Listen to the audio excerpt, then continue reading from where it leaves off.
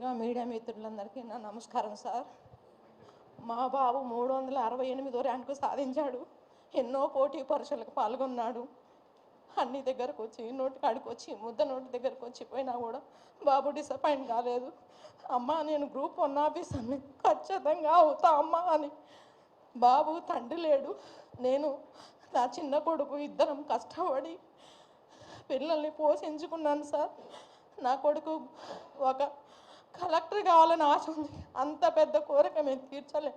పోటీ పరీక్షల్లో గ్రూప్ 1 ఖచ్చితంగా నేను సాధిస్తామా అని ఎన్నో పండగలు పంపాలు అన్నిటిని పక్కన పెట్టి ఏది కూడా మేము ఇన్ని సంవత్సరాల్లో కూడా సంతోషం అనేది చూడకుండా ఉన్నాం సార్.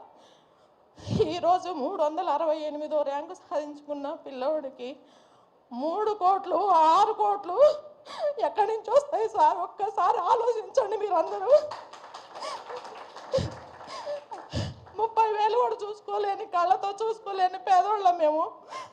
3 కోట్లు 6 కోట్లు ఎక్కడి నుంచి తెచ్చిస్తాం సార్? ఈ పిల్లల భవిష్యత్తు ఎటు తీసుకుపోతారు? ఎటు పోతుంది సార్? ఈ టీవీలు చూస్తుంటే, ఈ వాట్సాప్లో చూస్తుంటే భయం అవుతుంది సార్. తండ్రి కోల్పోయిండు, నా బాబుకి నేను కూడా దూరం అయిపోతున్నా అన్నంత ఆవేదన ఉంది సార్. దయచేసి ఎక్కడైనా మేము 10 రూపాయల బిళ్ళ ఈ ప్రభుత్వంలో పెట్టి ఉంటే నా పిల్లోడికి జాబ్ వద్దు సార్. అందరినీ దయచేసి పేరు పేరు నమస్కారం చేస్తున్నా సార్. ఇది నా తల్లిగా నా వేదన సార్.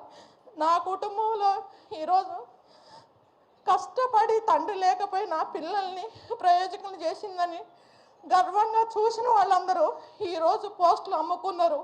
3 కోట్లు 6 కోట్లకు అమ్ముడు పోయించి అంటే దారిలో తలెత్తుకొని తిరగలేకపోతున్నా సార్. నేను చిన్న స్కూల్లో, హై స్కూల్లో చిన్న పార్ట్ టైం ఉద్యోగం చేసుకుంటూ బతుకుతున్నాను సార్. నేను ఒక 11,700 జీతంతో తీసుకొని బతుకుతున్నాను. ఈరోజు నా కొడుకు గ్రూప్ 4 కూడా సాధించిండు. గ్రూప్ 4లో కానీ గ్రూప్ 1లో కానీ ఎక్కడైనా ఒక 10 రూపాయల బిళ్ళ మేము పెట్టుంటే మాకు ఈ జాబే అవసరం లేదు సార్.